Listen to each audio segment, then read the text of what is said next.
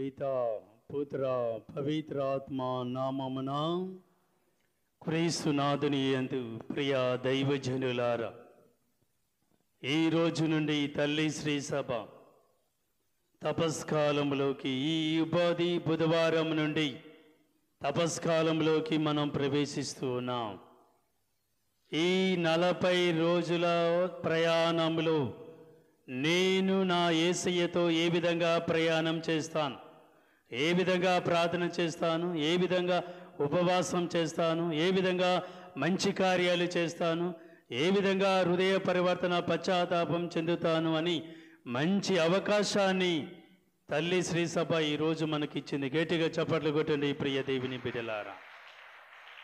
తండ్రి వందనం, తండ్రి వందనం, యేసయ్య వందనం, యేసయ్య ఆరాధన, యేసయ్య వందనం, ఆత్మదేవ వందనం, ఆత్మదేవ ఆరాధన, ఆత్మదేవ వందనం, ఆత్మదేవ వందనం. ఇక నీ జీవితంలో యుద్ధము మొదలైంది. ఈ రోజు నుండి నీ జీవితంలో, మనందరి జీవితంలో సాతానుతో పోరాడే యుద్ధము మొదలైంది. ఈ 40 రోజుల ప్రయాణంలో నీవు ప్రతిరోజు కూడా సాతానుతో యుద్ధం చేయాలా.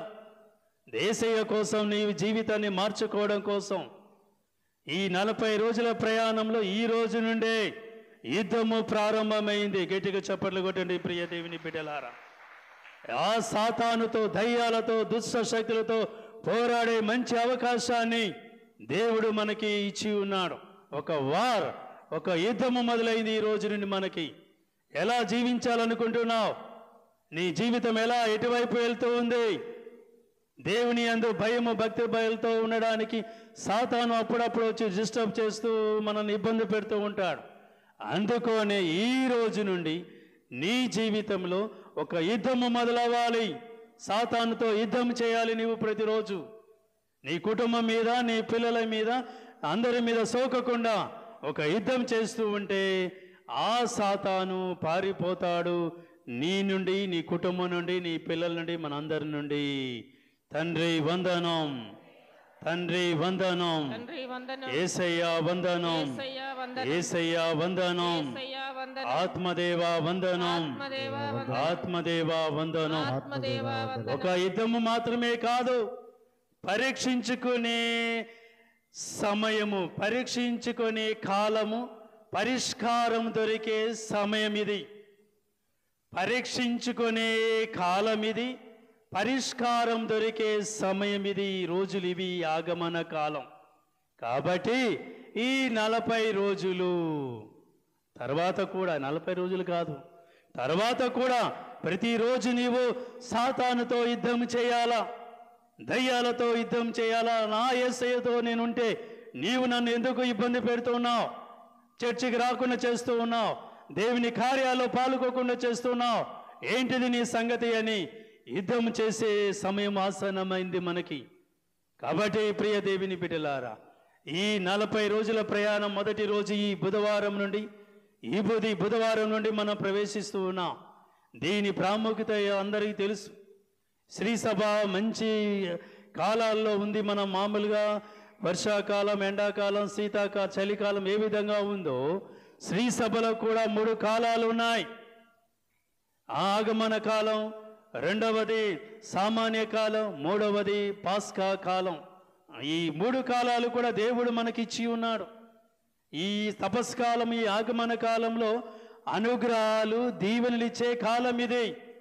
కాబట్టి ఈ ఉపవాసం చాలామంది, ఈ ఫాదర్లకి, సిస్టర్లకి మాత్రమే, ఫాదర్ మాకెందుకు ఈ ఉపవాసాలు, ఈ దాన ధర్మాలు, దీక్షలు అని అనుకుంటూ ఉంటారు. ప్రతి ఒక్కరి కూడా ఈ ఉపవాసం, ఈ దీక్షలు అందరికీ అవసరము. గట్టిగా చప్పట్లు కొట్టండి ప్రియ దేవుని బిడ్డలారా. అది మనం నేర్చుకోవాలా. యుద్ధం చేస్తూ ఉండాలా సాతానుతో. పరీక్షించుకునే కాలం, పరిష్కారం పొందే, దీవెనలు పొందే కాలం ఇది, ఈ తపస్కాలం. కాబట్టి ప్రతిరోజు కూడా దేవునితో మనం ఉంటే సాతానుతో మనం యుద్ధం చేయడానికి అవకాశం ఉంటుంది. నువ్వు ఎప్పుడైతే సాతానుతో ఉంటావో ఈ ఓడిపోతావు, యుద్ధంలో నువ్వు గెలవలేవు. దేవుడు నీ తోడుగా ఉంటే యుద్ధంలో నీవు గెలుస్తావు, నీ కుటుంబం నీ పిల్లలు బాగుపడతారు, ప్రార్థనా శక్తితో నింపబడుతూ ఉంటావు, అనుగ్రహాలతో నింపబడుతూ ఉంటావు ప్రియ దేవుని బిడ్డలారా. కాబట్టి ఈ 40 రోజులు చక్కగా మనం ప్రార్థన, అప్పుడే ఆయన అనుగ్రహాలు దీవెనలు మనకు ఉంటూ ఉంటాయి ప్రియ దేవుని బిడ్డలారా. తండ్రి వందనం, తండ్రి ఆరాధన, తండ్రి వందనం, యేసయ్య వందనం, యేసయ్య ఆరాధన, యేసయ్య వందనం, ఆత్మదేవ వందనం, ఆత్మదేవ ఆరాధన, ఆత్మదేవ వందనం. ఈ 40 రోజులు బైబిల్లో కూడా చక్కగా రాయబడి ఉంది. ఆ రోజులలో యావే దేవుని యొక్క దీవెన ద్వారా మోసే నాయకత్వంలో ఇజ్రాయేల్ ప్రజలని ఎన్ని రోజులు ఎన్ని సంవత్సరాలు నడిపించి ఉన్నాడు? ఎన్ని రోజుల లేకపోతే సంవత్సరాల? ఎన్ని? 40 సంవత్సరాలు ఆ ఈజిప్టు బానిసత్వం నుండి పవిత్ర దేశానికి నడిపించి ఉన్న 40 సంవత్సరాలు. చూడండి, మనం 10 రోజులు 40 రోజులకి ఇబ్బంది పడతాం. మనం 40 సంవత్సరాలు ఇజ్రాయేలీ ప్రజలు ఆ బానిసత్వం నుండి పవిత్ర దేశానికి మోసే నాయకత్వం నుండి తీసుకోబడి ఉంది. తర్వాత మోసే కూడా సీనాయి కొండ మీద 40 రోజులు ప్రార్థన ఉపవాసాలు చేశాడు. సీనాయి కొండ మీద ఆ 40 రోజులు పొందిన తర్వాత దైవ ఆజ్ఞలు, యావే దేవుడు అతనికి పలకలు 10 ఆజ్ఞల పలకలు ఇచ్చి ఇది ఈ నియమాలు పాటించమని చెప్పి ఈ ప్రజలకి అని మోసేకి దేవుడు ఇచ్చి ఉన్నాడు. 40 రోజుల ఉపవాస ప్రార్థన ద్వారా తర్వాత తండ్రి వందనం, తండ్రి వందనం, యేసయ్య వందనం, యేసయ్య వందనం. మరి అదే విధంగా నోవా కాలంలో జలప్రలయం ఎన్ని రోజులు జరిగింది? ఎన్ని రోజులు జరిగింది? 40 రోజుల జలప్రలయం జరిగింది. ఓడ దేవుని యందు నమ్మకం విశ్వాసం ఉన్నవారు, నోవా కుటుంబం, పిల్లలు, ఇంకా విశ్వాసం ఉన్న వాళ్ళు, పక్షులు 2 అన్నీ కూడా తీసుకొని 40 రోజుల ప్రయాణము జలప్రలయంలో ఏ ఇబ్బంది లేకుండా ఆ పడవ దేవుని దయ వల్ల కాచి కాపాడారు. గట్టిగా చప్పట్లు కొట్టండి ప్రియ దేవుని బిడ్డలారా. తీయండి ఒకసారి చూద్దాం. ఆది కాండము 8వ అధ్యాయం ఒకసారి తీయండి. ఆది కాండము 7వ అధ్యాయము 11, 12 వచనాలను చదువుదాం. ఆది కాండము 7వ అధ్యాయము 11, 12 వచనాలు.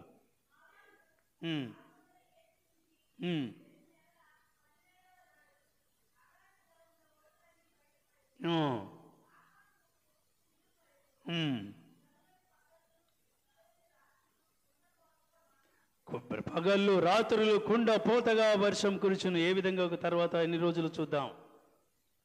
12వ వచనం.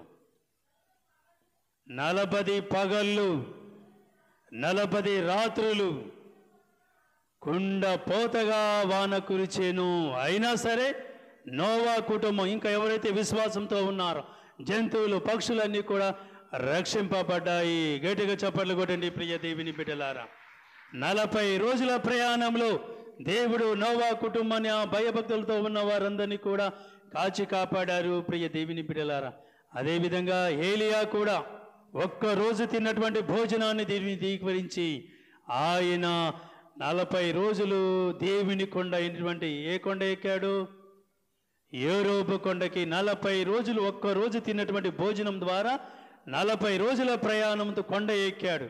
తీయండి రాజుల మొదటి గ్రంథము 19వ అధ్యాయము ఒకసారి చదువుదాం. బైబిల్లో చక్కగా రాయబడి ఉంది. 7, 8 వచనాలు.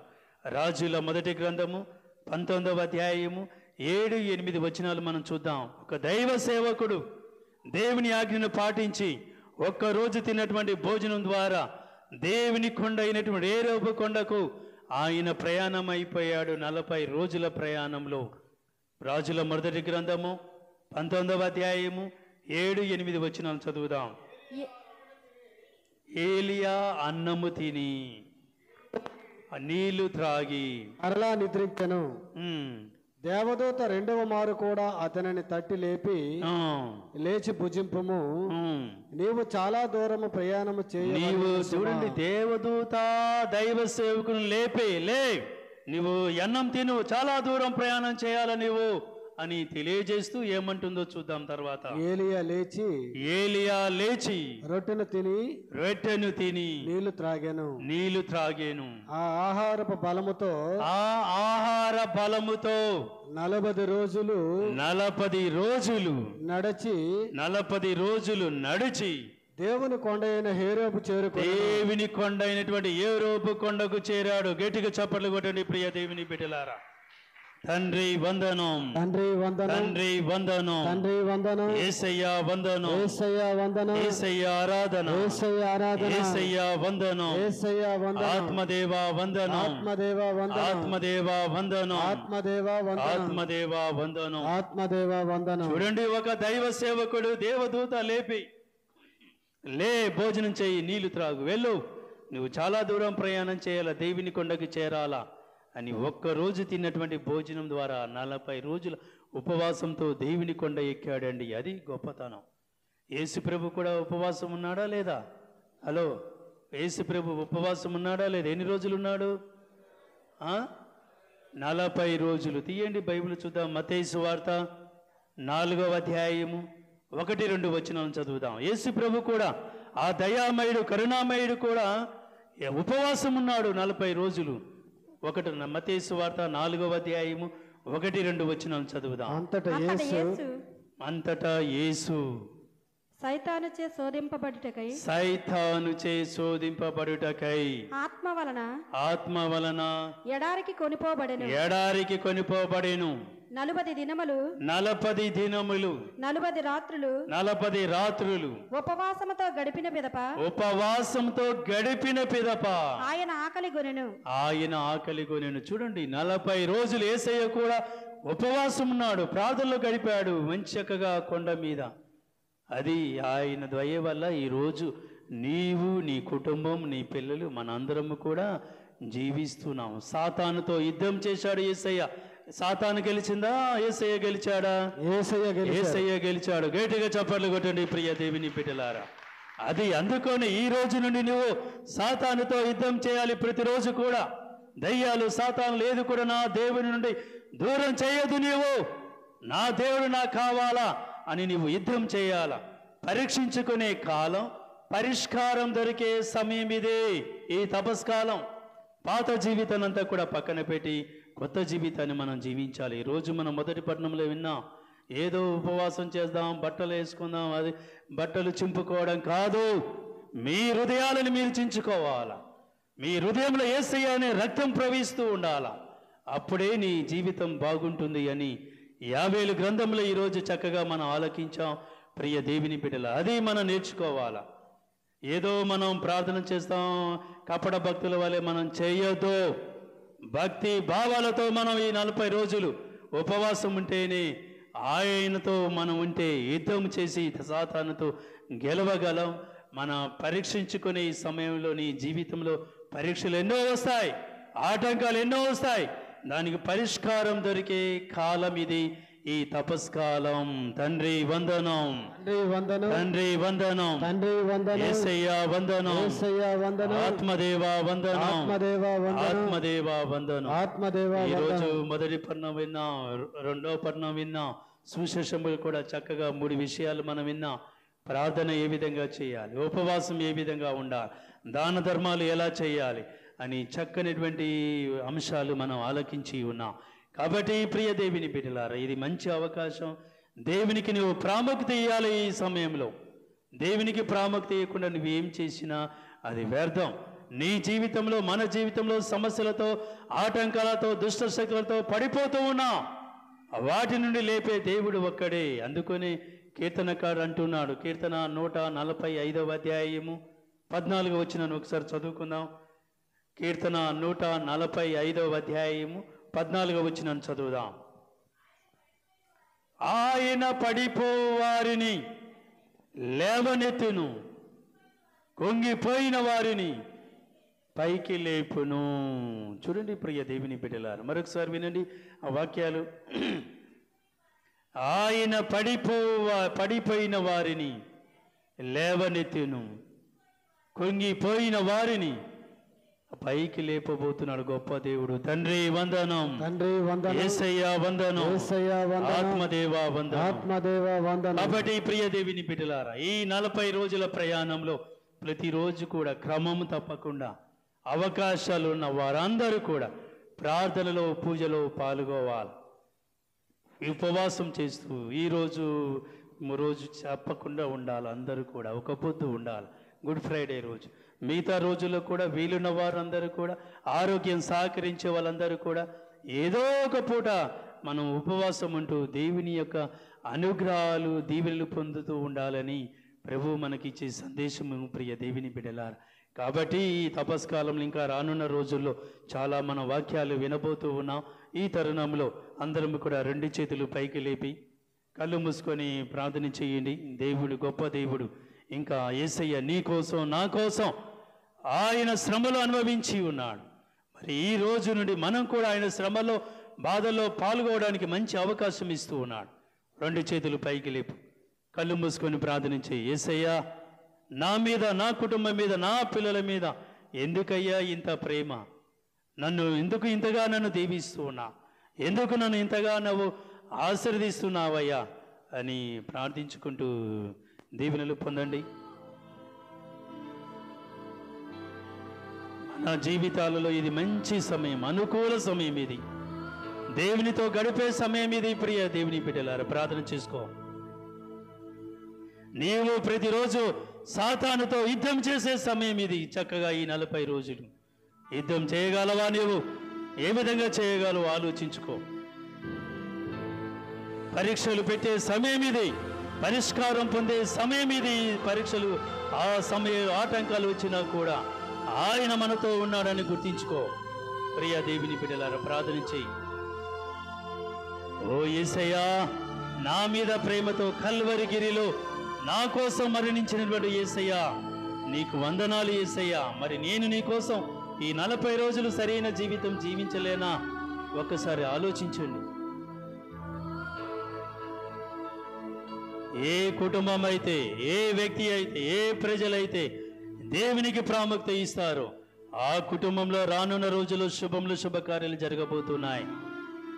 గుర్తించుకో ఈ సమయమున. ఓ సాతానా, నీ దుష్ట శక్తులు నా మీద, నా కుటుంబం మీద ఇక చాలు, వెళ్ళిపో. నా యేసయ్య రాబోతున్నాడు. నా యేసయ్య నా కుటుంబాన్ని, నా పిల్లల్ని దీవించబోతున్నాడు. వెళ్ళు అని ప్రార్థన చేసుకో. యుద్ధం చేయాలి నువ్వు. ఏ విధంగా అంటే ప్రార్థన, విశ్వాసము, భయము, భక్తి వల్ల. మరి అలా చేయగలవా? ఆలోచించు ప్రియ దేవుని బిడ్డలారా. ఆయన నీ తోడు ఉంటే ఏ దుష్ట శక్తులు కూడా ఆయన దుష్ట శక్తులతో యుద్ధంలో నీవే గెలవగలవు. ఆ రోజుల్లో దైవ సేవకులు 2 చేతులు ప్రార్థన చేస్తూ లేస్తూ ఉండగా యుద్ధంలో మన దేవుని ప్రజలు గెలిచారు. మరి నీవు కూడా ఈ సమయంలో 2 చేతులు పైకి లేపి ప్రార్థన చెయ్యి. నీవు సాతానుతో గెలవగలవు. అంత శక్తిని ఆయన ఇవ్వగలడు. ఈ సమయమున ప్రార్థన చెయ్యి. భయపడకు. నేను ఓడిపోతాను, సాతానుతో యుద్ధంలో నేను గెలవలేను అని భయపడకు. యేసయ్య ఈ రోజు నీకు శక్తిని ఇవ్వబోతున్నాడు. అద్భుతమైన దివ్య భోజనం ద్వారా ప్రార్థన చేసుకో. నువ్వు గెలవగలవు. సాతానుతో ప్రతిరోజు శక్తి నీకు ఇవ్వబోతున్నాడు యేసయ్య. గుర్తించుకో, ప్రార్థన చేసుకో. ప్రేమమని ఓ సర్వేశ్వర, ఈ సమయంలో ఈ బిడ్డలందరినీ కూడా దీవించండి నాయన. మరి ఈ తపస్కాలంలో ఈ బుధవారం నుండి ప్రారంభించిన మా అందరినీ కూడా దీవించండి. ఈ 40 రోజులు మీరు మాతో ఉంటే ఈ యుద్ధంలో, సాతాను యుద్ధంలో మేము గెలవగలమయ్యా. మీరు మాతోనే ఉండండి, మా కుటుంబంతోనే ఉండండి, మా పిల్లలతో ఉండండి. రానున్న రోజులు అనేక గొప్ప కార్యాలు, ఆధ్యాత్మిక దీవెనలతో మమ్మ దీవించండి యేసయ్య. అమ్మా మరియ తల్లి, మీ కుమారుని సిలువ చెంత వరకు, చివరి వరకు కూడా దగ్గరుండి నడిపించి ఉన్నారు. మరి ఈ బిడ్డల్ని మా అందరినీ కూడా మీరు దగ్గరుండి మీ ప్రేమానురాగాల ద్వారా నడిపించమని నజరేయుడైన యేసయ్య నామములో అడిగి వేడుచున్నాము తండ్రి. తండ్రి వందనం.